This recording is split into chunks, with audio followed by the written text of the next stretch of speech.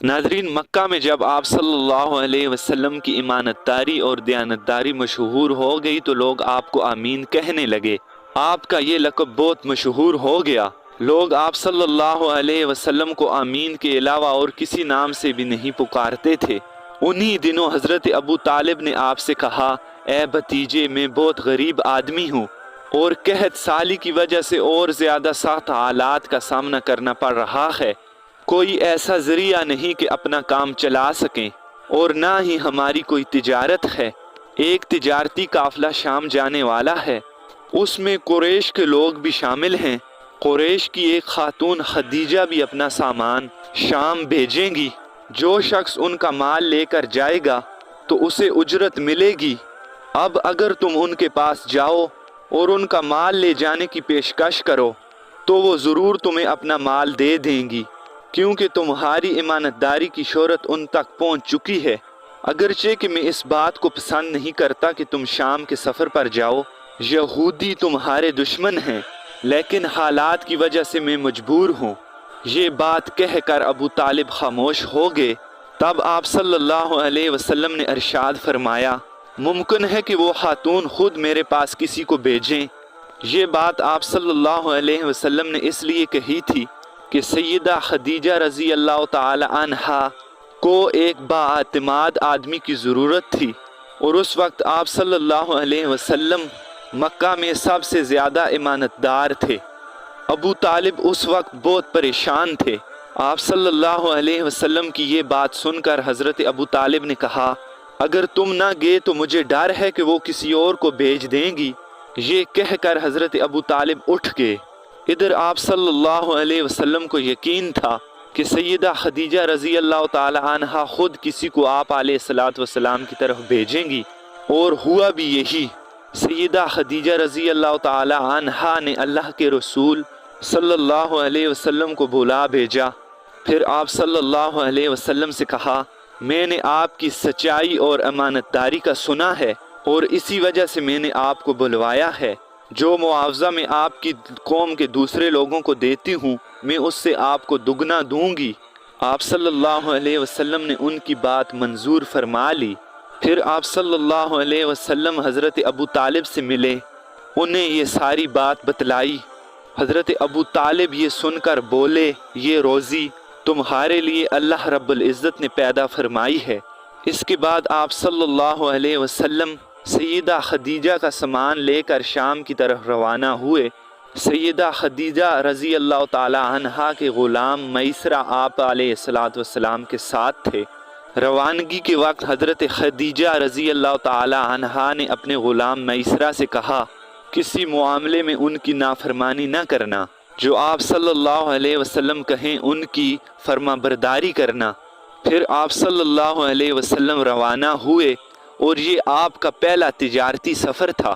گویا آپ صلی اللہ علیہ وسلم اس کام میں بالکل نئے تھے۔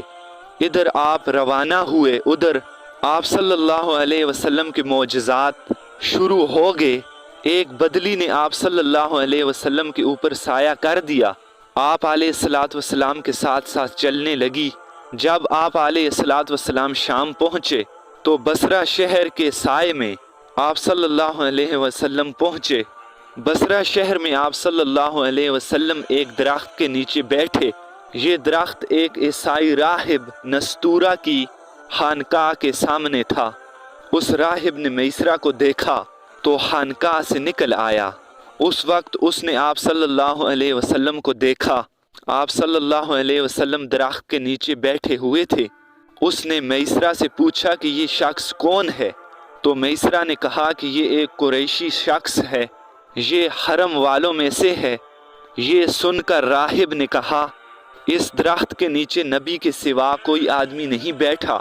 مطلب یہ تھا کہ اس درخت کے نیچے صرف انبیاء ہی بیٹھ سکتے ہیں۔ اس کے بعد اس راہب نے میسرہ سے پوچھا، کیا ان کی آنکھوں میں سرخی ہے؟ میسرہ نے جواب دیا، ہاں بالکل ہے، اور یہ سرخی ان کی آنکھوں میں مستقل رہتی ہے۔ اب نستورہ نے کہا، یہ وہی ہیں۔ میسرہ نے حیران ہو کر ان کی طرف بولا، کیا مطلب کہ یہ وہی ہیں؟ یہ کون ہیں؟ تو راہب نے کہا، کہ یہ آخری نبی ہیں، کاش میں وہ زمانہ پا سکتا جب انہیں ظہور کا حکم ملے گا، یعنی جب انہیں نبوت ملے گی۔ اس کے بعد وہ چپکے سے آپ صلی اللہ علیہ وسلم کے پاس پہنچا۔ پہلے تو آپ صلی اللہ علیہ وسلم کے سر کو بوسہ دیا، پھر اس نے آپ صلی اللہ علیہ وسلم کے قدموں کو بوسہ دیا اور بولا، میں آپ پر ایمان لاتا ہوں اور گواہی دیتا ہوں کہ آپ صلی اللہ علیہ وسلم آخری نبی ہیں اور آپ وہی ہیں جن کا ذکر تورات میں آیا ہے۔ اس کے بعد اس راہب نے کہا، اے محمد صلی اللہ علیہ وسلم، میں نے آپ میں وہ تمام نشانیاں دیکھ لی ہیں جو پرانی کتابوں میں آپ کی نبوت کی علامات بیان کرتی ہیں، صرف ایک نشانی باقی ہے، اس لیے آپ علیہ السلام ذرا اپنے کندھے سے کپڑا اٹھائیں۔ پھر آپ صلی اللہ علیہ وسلم نے اپنا کپڑا اٹھایا، تب نستورہ نے پھر وہاں مہر نبوت دیکھی، وہ فوراً مہر نبوت کو چومنے کے لیے جھک گیا اور پھر بولا، میں گواہی دیتا ہوں کہ اللہ تعالیٰ کے سوا کوئی عبادت کے لائق نہیں اور آپ صلی اللہ علیہ وسلم اللہ تعالیٰ کے پیغمبر ہیں۔ آپ کے بارے میں حضرت عیسیٰ نے خوشخبری دی تھی اور انہوں نے کہا تھا، میرے بعد اس درخت کے نیچے کوئی نہیں بیٹھ سکتا سوائے اس پیغمبر کے جو امی یعنی ان پڑھ ہاشمی عرب کا ہوگا اور مکی یعنی مکہ کا رہنے والا ہوگا، قیامت میں حوض کوثر اور شفاعت والے ہوں گے۔ ناظرین، اس واقعے کے بعد آپ صلی اللہ علیہ وسلم بصرہ کے بازار تشریف لے گئے۔ وہاں آپ صلی اللہ علیہ وسلم نے مال فروخت کیا جو حضرت خدیجہ رضی اللہ تعالی عنہا کا تھا، اور پھر وہاں سے کچھ چیزیں اور بھی خرید لیں۔ اس خرید و فروخت کے دوران ایک شخص نے آپ صلی اللہ علیہ وسلم سے کچھ جھگڑا کیا اور بولا، لات اور عزا کی قسم کھاؤ۔ آپ صلی اللہ علیہ وسلم نے ارشاد فرمایا، میں نے ان بتوں کے نام پر کبھی بھی قسم نہیں کھائی۔ آپ صلی اللہ علیہ وسلم کا یہ جملہ سن کر وہ شخص حیران ہو گیا، شاید وہ گزشتہ آسمانی کتابوں کا کوئی عالم تھا اور اس نے آپ صلی اللہ علیہ وسلم کو پہچان لیا تھا، چنانچہ وہ بولا، آپ ٹھیک کہتے ہیں۔ اس کے بعد اس نے میسرہ سے علیحدگی میں ملاقات کی اور کہنے لگا، یہ نبی ہیں، قسم ہے اس ذات کی جس کے ہاتھ میں میری جان ہے، یہ وہی ہیں جن کا ذکر ہماری کتابوں میں آیا ہے۔ میسرہ نے اس کی یہ بات ذہن نشین کر لی۔ ناظرین، جب آپ صلی اللہ علیہ وسلم نے مال فروخت کر دیا تو آپ صلی اللہ علیہ وسلم کو اتنا منافع ہوا کہ اس سے پہلے کسی کو بھی نہیں ہوا تھا۔ چنانچہ حضرت خدیجہ کے غلام میسرہ نے آپ صلی اللہ علیہ وسلم سے کہا، اے محمد، ہم سالہ سال سے سیدہ خدیجہ کا مال فروخت کر رہے ہیں، مگر ہمیں اتنا منافع کبھی بھی نہیں ہوا جتنا اس بار ہوا ہے۔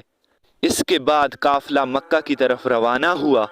میسرہ نے اس دوران صاف طور پر یہ بات دیکھی کہ جب گرمی کا وقت ہوتا تھا اور نبی صلی اللہ علیہ وسلم اپنے اونٹ پر ہوتے تھے تو دو فرشتے دھوپ سے بچانے کے لیے آپ صلی اللہ علیہ وسلم پر سایہ کیے رہتے تھے۔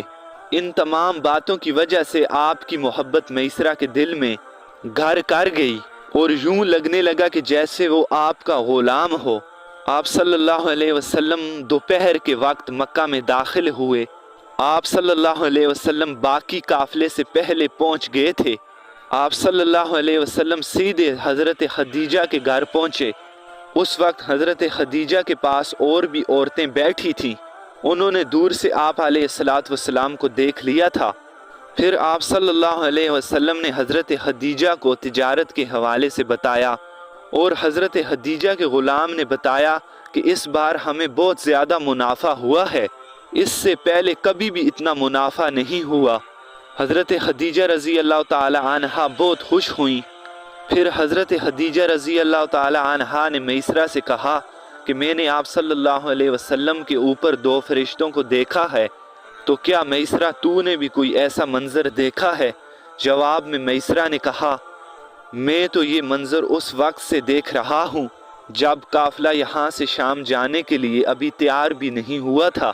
اس کے بعد میسرہ نے نستورہ کی ملاقات کا احوال بیان کیا دوسرے آدمی نے جو کہا تھا وہ بھی حضرت خدیجہ رضی اللہ تعالی عنہا کو بتایا، جس نے لات اور عزیٰ کی قسم کھانے کے لیے کہا تھا۔ یہ تمام باتیں سننے کے بعد حضرت خدیجہ رضی اللہ تعالی عنہا نے آپ صلی اللہ علیہ وسلم کو طے شدہ اجرت سے دگنا دیا۔ ان تمام باتوں سے حضرت خدیجہ رضی اللہ تعالی عنہا بہت حیران ہوئیں۔ اب وہ اپنے چچا زاد بھائی حضرت نوفل سے ملی۔ یہ پچھلی کتابوں کے عالم تھے۔ حضرت خدیجہ رضی اللہ تعالی عنہا نے وہ تمام باتیں بیان کی جو انہوں نے دیکھی اور جو ان کے غلام میسرہ نے دیکھی تھی۔ ورقہ بن نوفل اس وقت عیسائی مذہب سے تعلق رکھتے تھے، اس سے پہلے وہ یہودی تھے۔ سیدہ خدیجہ رضی اللہ تعالی عنہا کی وہ تمام باتیں سن کر حضرت نوفل نے کہا، خدیجہ اگر یہ باتیں سچ ہیں تو سمجھ لو کہ یہ امت کے نبی ہیں، اور یہ اس امت کے نبی ہیں، اور یہ میں بات جان چکا ہوں، وہ آخری نبی ہیں۔ دنیا کو اب اس ہستی کا ہی انتظار تھا، یہی ان کا زمانہ ہے۔ ناظرین، یہ بات بھی یہاں واضح ہو جاتی ہے، نبی اکرم صلی اللہ علیہ وسلم نے حضرت خدیجہ رضی اللہ تعالی عنہا کے لیے صرف تجارتی سفر ایک بار ہی نہیں کیا، چند سفر اور بھی کیے۔ سیدہ خدیجہ رضی اللہ تعالی عنہا ایک شریف اور پاک باز خاتون تھیں۔ نسب کے اعتبار سے بھی وہ قریش میں سب سے اعلیٰ تھیں۔ انہیں قریش کی سیدہ کہا جاتا تھا۔ قوم کے بہت سے لوگ ان سے نکاح کے خواہشمند تھے۔